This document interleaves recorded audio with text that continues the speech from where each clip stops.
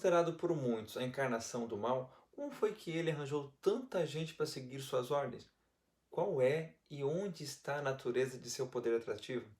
São essas e outras perguntas que Lawrence Rees responde em seu livro O Carisma de Adolf Hitler, o homem que conduziu milhões ao abismo, que é a nossa resenha de hoje.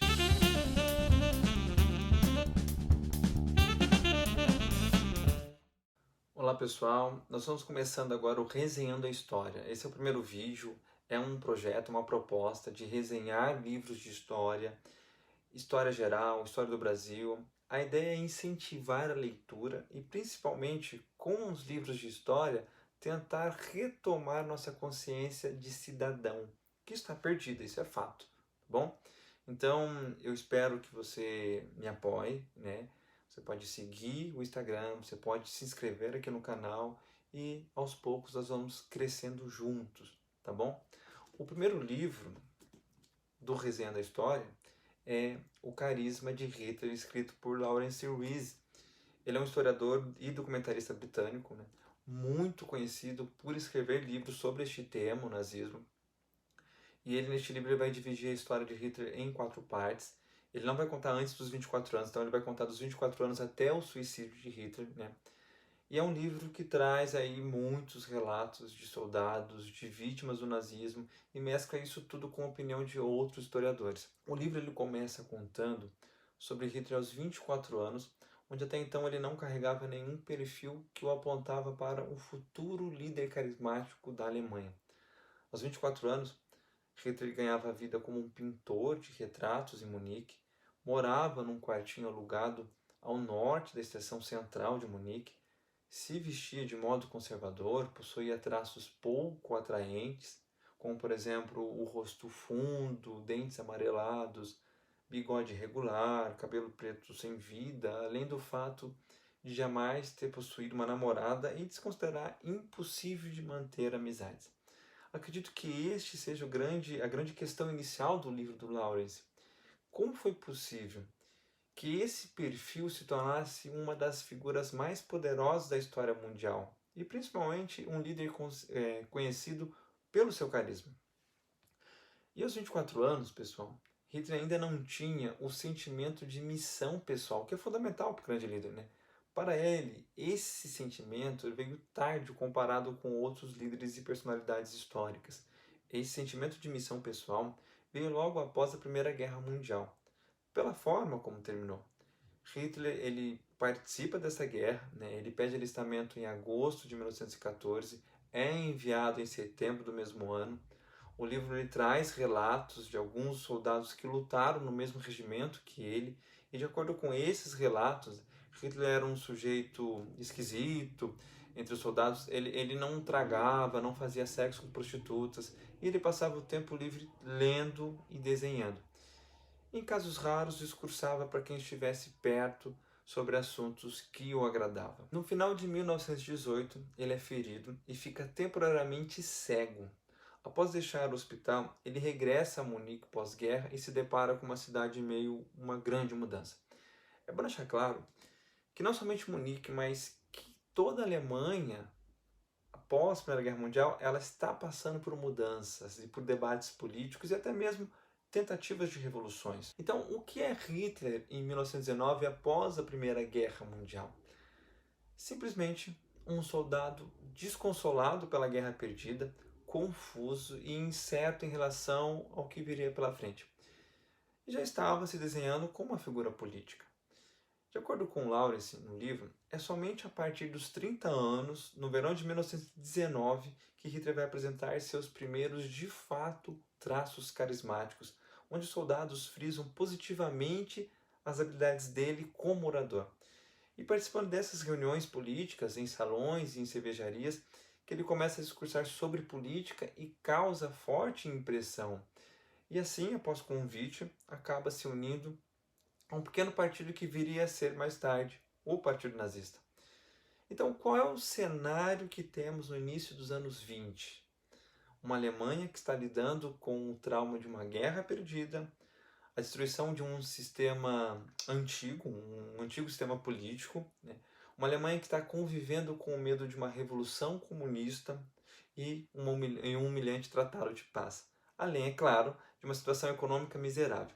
É importante frisar que justamente para esses alemães que Hitler agora está pregando, para pessoas desesperadas, pessoas que se perguntavam de quem é a culpa de tudo aquilo. O livro traz um detalhe importante, o de que não houve sinais de alerta e nem de espanto quando Hitler começa a culpar os judeus pela crise em seus discursos. Ou seja, Hitler, está expressando de uma forma extrema argumentos que já existiam.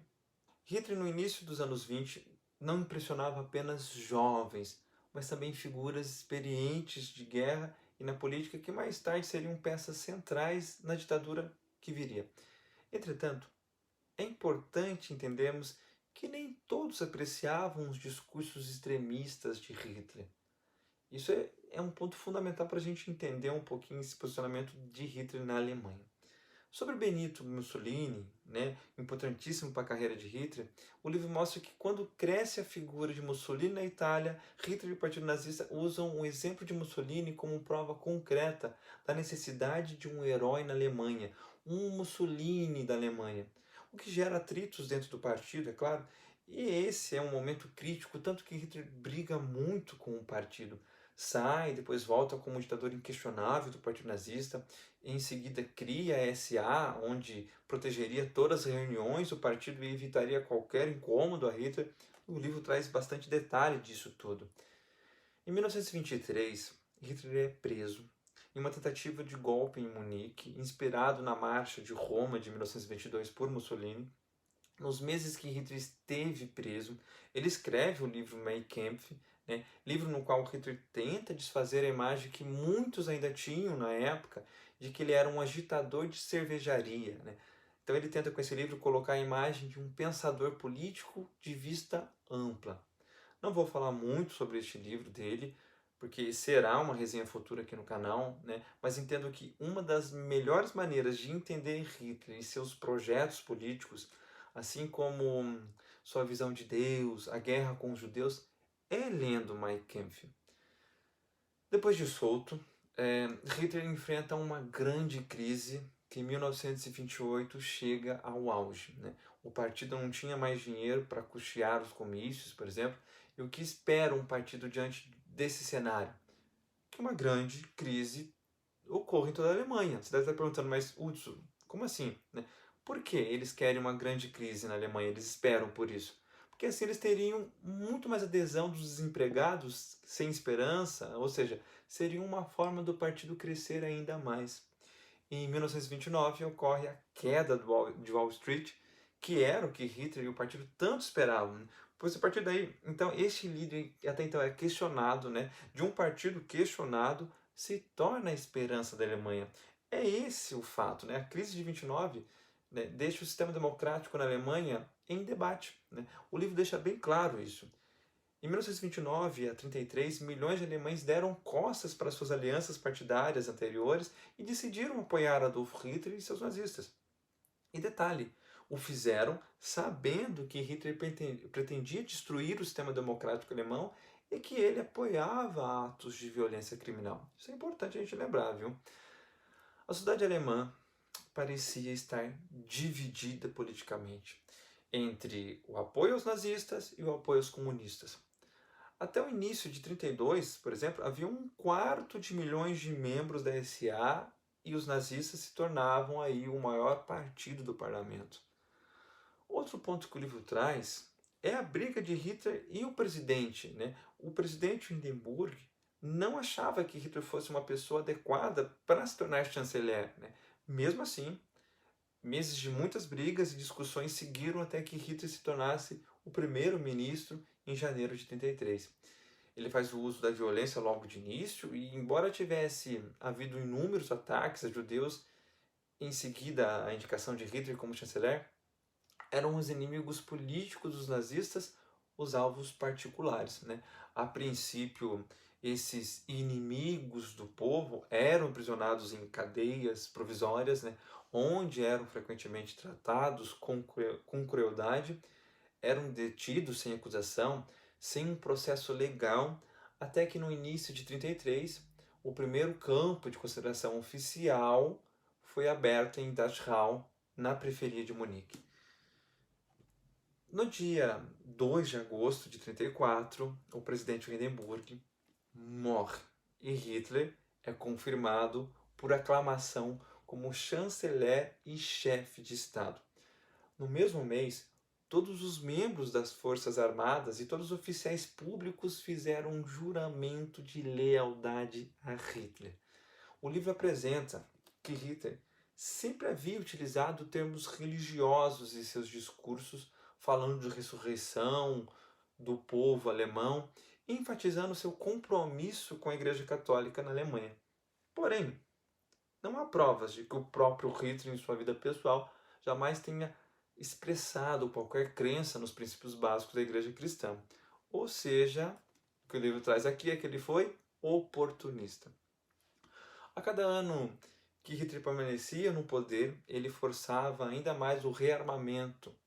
Ele enfocava mais e mais o objetivo que ele expressou no livro Mein Kampf, de tornar o território da União Soviética da Alemanha, para criar um vasto império nazista no leste. Em 1937, ele estava decidido a forçar uma união com a Áustria e eliminar a Tchecoslováquia. Em 1938, mesmo com alguns oficiais discordando da ideia de Hitler, Hitler deu a ordem e foi um sucesso esmagador. Um número imenso de judeus foi tratado brutalmente logo após a tomada da Áustria pelos nazistas e muitos oponentes políticos dos nazistas foram encarcerados em campos de concentração. Ou seja, não somente Hitler, mas os soldados alemães também estavam com vontade de surrar e matar judeus e destruir suas propriedades. Por conta de suas próprias convicções profundas, com o passar do tempo, essas convicções, embora apoiadas e até nutridas pela propaganda nazista e estrutura do Estado nazista, ao fundo já eram convicções que inúmeros antissemitas já tinham, mesmo antes que Hitler entrasse em cena. Isso também fica bem claro no livro. Sobre o período da pré-guerra, o livro traz como a Tchecoslováquia era uma democracia e também uma criação dos acordos oriundos do final da Primeira Guerra, Hitler já era predisposto a odiá-la. Mas também havia motivos práticos para que ela, a Tchecoslováquia, fosse um problema para a Alemanha. Por quê? Porque era impossível para Hitler contemplar um deslocamento ao leste sem de alguma forma neutralizar os tchecos. As realidades da geografia europeia dificultavam os planos de Hitler. Havia muitos países problemáticos entre a Alemanha e a União Soviética, impedindo que a tomada do leste fosse um sonho fácil de ser realizado. A guerra com a Polônia parecia inevitável e provavelmente a guerra com a Inglaterra e a França também. E assim o foi. Estima-se que 50.000 poloneses tenham sido executados pelos alemães até o fim de 1939, que é o marco do início da Segunda Guerra, além, claro, das atrocidades aos judeus. Em junho de 1940, Hitler estava desfrutando do ponto alto de toda a sua carreira. Franceses, noruegueses, dinamarqueses, belgas e holandeses estavam todos sob o regime alemão.